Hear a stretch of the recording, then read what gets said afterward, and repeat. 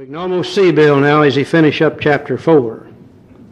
I think he's probably beginning to realize he's taught us about all he needs to. He's shown us the difference between the alcoholic and the non-alcoholic. He's told us what the solution to our problem is going to be. He's given us information in chapter 4 to help us make a decision regarding that solution. And he probably says to himself now, the thing I've got left to tell them is, how do you find that power? How do you go about receiving that power in your life? And they tell us the night he was ready to start writing on how it works, that he was in bed, pillow behind his back, leaning against the headboard, pad and pencil in hand, trying to begin to give this set of instructions or directions or action steps to find that power. Now you got to remember, up till that time they had been using the tenets or the guidelines from the Oxford groups. They had taken those and made 6 little steps out of them. Some of them had very religious terms, terms the alcoholics didn't like, such as surrender, sin, sharing, etc. And they'd been having difficulty with those for that period of time. Also, the Oxford groupers had what they call 4 absolutes. Absolute love, absolute honesty, absolute purity, absolute unselfishness. The alcoholics were having a hell of a time with those, being an absolute anything. Absolute love. The Oxford groups used many terms that were highly religious in nature. The alcoholics were having trouble with those terms. Bill also had noticed these 6 little steps that they had been using seemed to have left some loopholes open that the alcoholic mind could slip through and get away. So he knew there was going to have to be some changes. Part of the wording had to be changed. The loopholes had to be closed. And he simply could not get started. And he said that he put down the pad and pencil and he prayed and meditated for 10, 15, 20 minutes. And then he said he picked up the pad and pencil, and it felt as if the pencil had a mind of its own as it raced across the page. And in about 20 to 30 minutes he wrote how it works, the thing that we use today and read at all of our meetings. When he finished writing it, he went back and counted the steps. And he saw that there was 12 there. He did not set out to write 12. He set out to expand on the 6 that the Oxford groups had. And somebody asked him if the 12 had any significance. He said, well, not really, unless you tied it in with the 12 apostles or something like that. Now, what I would like to read to you now is how it works the night Bill read it. The night Bill wrote it.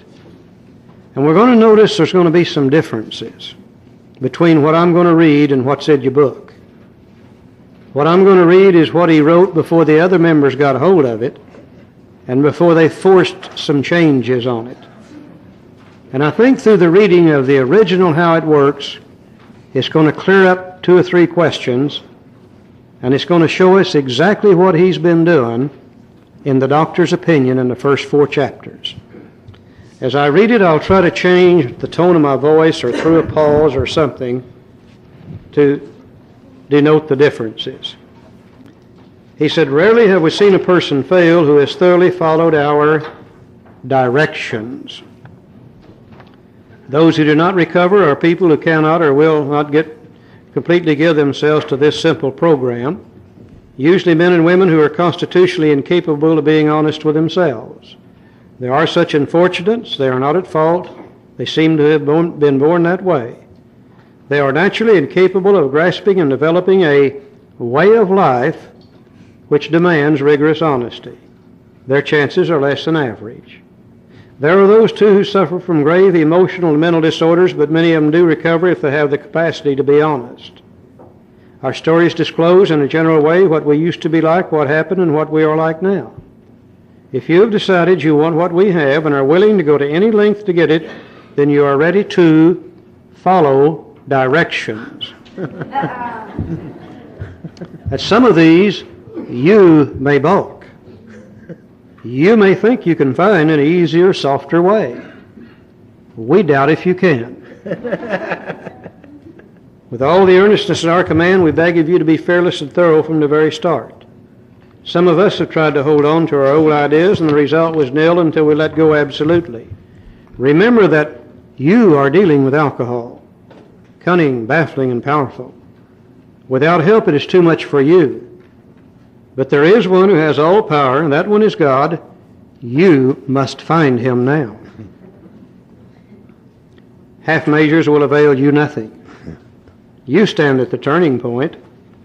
Throw yourself under his protection and care with complete abandon. Now we think you can take it. Here are the steps we took, which are suggested as your program of recovery.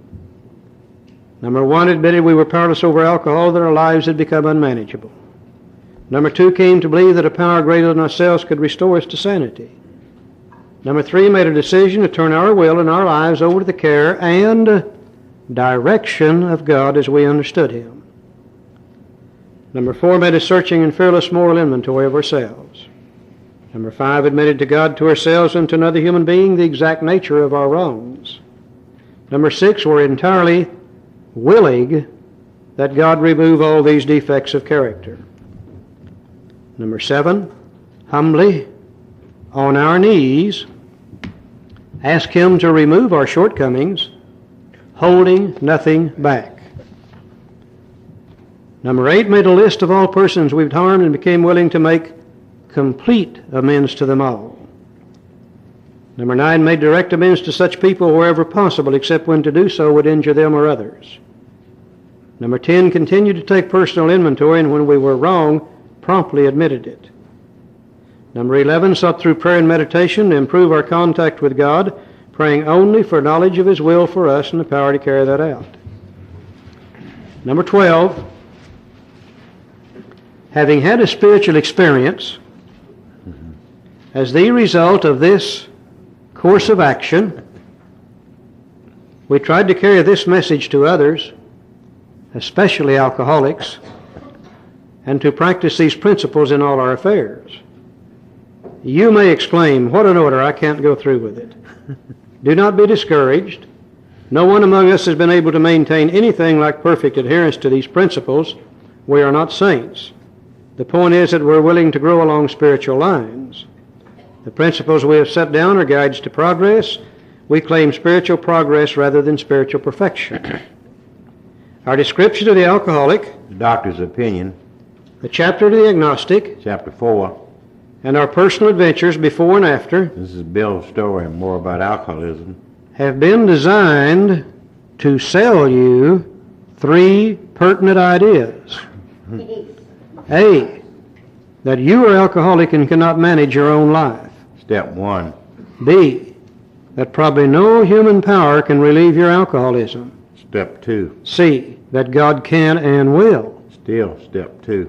If you are not convinced on these vital issues, you ought to reread the book to this point, or else throw it away.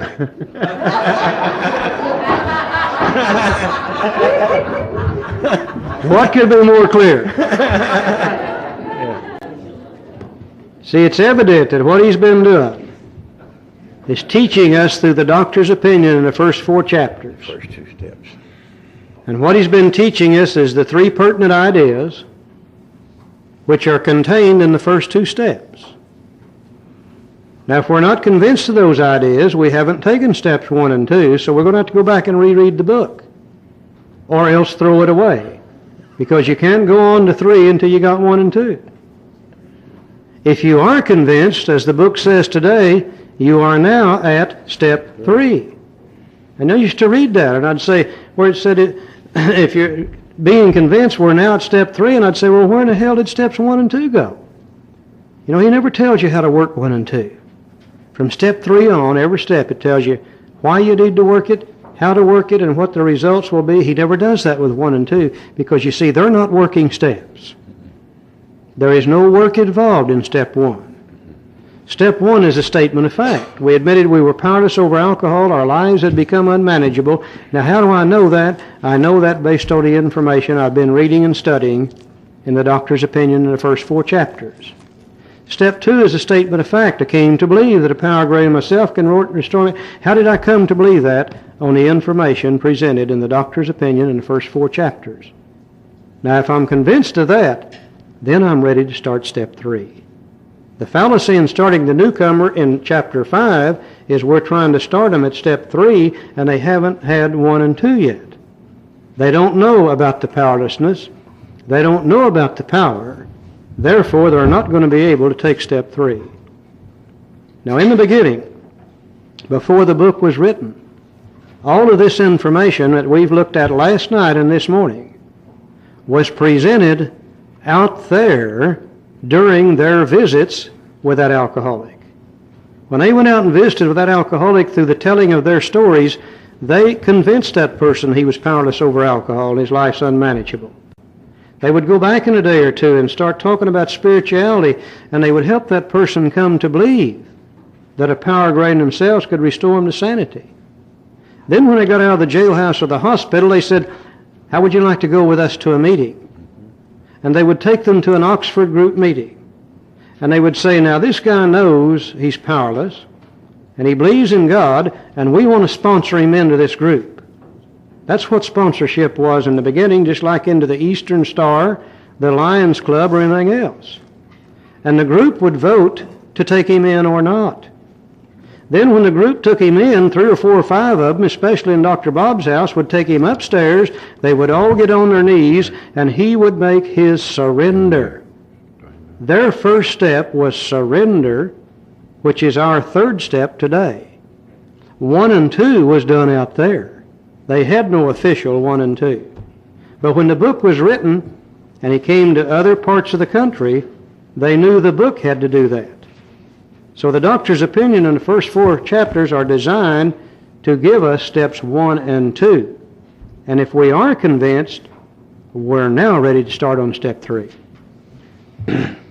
Yeah, you can see in those days they had a real program. When a guy come in the first night, they started him out on step 3. He got down and made a decision and got it on.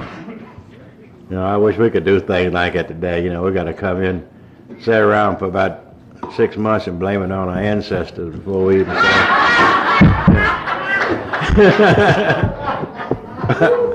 Okay. You're getting nasty now. Well, they come in and they really just started. They did 1 and 2 before they even got to the program.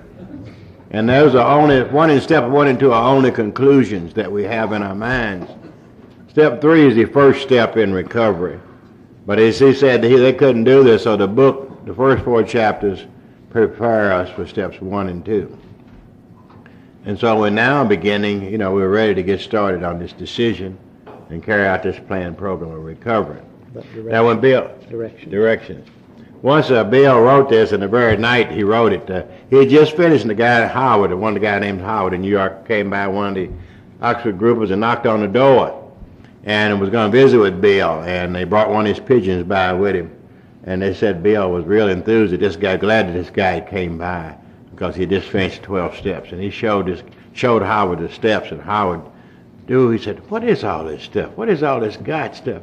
And why 12 steps?" He was mad as hell. He didn't like none of it. You know how we alcoholics are. We don't like change. Suppose you went to your group when you left the other day, they had 12 steps. Suppose you went back and they had 24. You'd be mad too, wouldn't you? They'd be able to double the step. So they had a lot of arguments and discussions.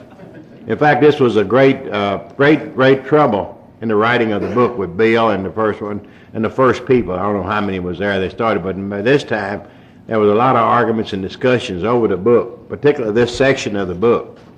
There were people that divided up, and the book writing stopped over how it works. Although we reverend this section of the book, we don't realize what a difficult time Bill had. And it almost stopped his writing of the book, and finally he had to make a compromise with these people to take some of the things out. He said, "No, I was spiritually inspired. I'm not going to change anything." They said, "Yes, you are." So he finally had made some compromise with them to keep the book going, and they went back to writing the project. But we can see what actually he wrote that night when he wrote the 12 steps. Because actually he knew that the task was to change this program from a religious concept to a spiritual concept, to remove the religious words and that they were causing the alcoholics trouble. And very skillfully and beautifully he did it. His grasp of the English language, and he was a salesman too. And to be able to do this is the beauty of it. You know, in the Oxford groups, their first step in recovery is our step 3, where you make a decision. And it was called surrender yourself to God. And no self-respecting alcoholic would surrender himself to anything. So Bill turned that in to make a decision to turn your will and your life over to care of God. How skillfully. The same thing was said in a way that we could handle it. The next thing that to do in the Oxford Group program was a step called examine your sins. God, ain't no way an alcoholic could ever examine his sins. Golly. He changed that in to make a searching and fearless moral inventory of yourself. Same thing, but beautifully said in a way an alcoholic could think and accept it. Step 5 is called sharing and confessing. Boy, that's tough.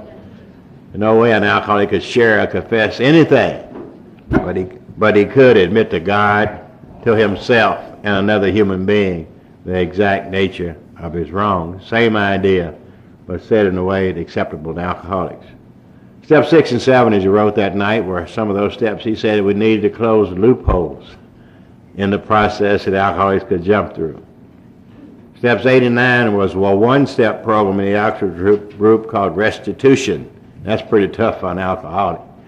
So Bill turned restitution into 2 steps, make a list of people we have harmed, become willing to make amends to them all, and make direct amends whenever possible, except when to do so would injure them or others. He turned restitutions into a 2-step process. Step 10 was a step that he felt we needed to close a loophole, so he added that. Step 11 in the Oxford group was called receiving guidance from God. And that's pretty hard for an alcoholic to receive guidance even from God, but he changed that in to sought through prayer and meditation to receive God's will and the power to carry that out. Same idea, but said in a way that was acceptable to alcoholics. On the bottom of those steps, expanded steps of the Oxford groups, he added the idea that they had learned in the Oxford groups, the value of people working with each other. So he added the 12th step. And on the top of those expanded program of the Oxford groups, he added step 1, the idea of powerlessness that came from Dr. Silkworth, and the idea of power that came from Dr. Carl Jung. And this became the 12 steps of the program of Alcoholics Anonymous. It was Silkworth, Carl Jung, and the expanded steps of the Oxford groups. I think the other thing that's very clear is Bill did not intend for this to be a set of suggestions. 3 times he used the word directions. And I think it's clear that it was meant to be a set of directions to the individual on how to recover. Because he kept saying, you. When the other people saw it and began to object to some of the terms, that's when the fight really got on. And finally, simply in a spirit of compromise, Bill said, okay, I'll make some changes. And at the suggestion of a non-alcoholic psychiatrist, they decided to change the word from directions to suggestions. He said probably more people will use your book if you'll change that word. Also at his suggestions, they changed from must to ought, and they changed from you to we. Now, today we don't know. If they had not made those changes, instead of 1.5 million worldwide today, we might have 10 million. But also, if they hadn't made the changes, instead of 1.5 million worldwide, we might have 10,000. Who knows? I have no idea. But we know this was the history of the changing of these words. And it ruins some of the continuity of the book. He takes those words out here in how it works. But now let me tell you something about Bill. He's cunning and baffling and powerful also, because he forced a compromise with them. He said, if you want me to finish the book, I'm going to be the final authority on the rest of it. He said, I'm not going to go through this fighting with you anymore. He said, that's all I've done with you since we started the book. And he said, if you don't want to let me finish it, then you write the book. Well, they didn't want to write it. So they very reluctantly agreed to this. And what Bill knew, but what they didn't know, is 2 pages later, he's going to put directions right back in the book. And all the rest of the way through the book, we hear directions, you and must. Yeah. The only time you ever see those softer words is in the writing of how it works itself. Yeah. Now that we see that, then that makes the rest of the book come together, and we can see the continuity of it as we go through.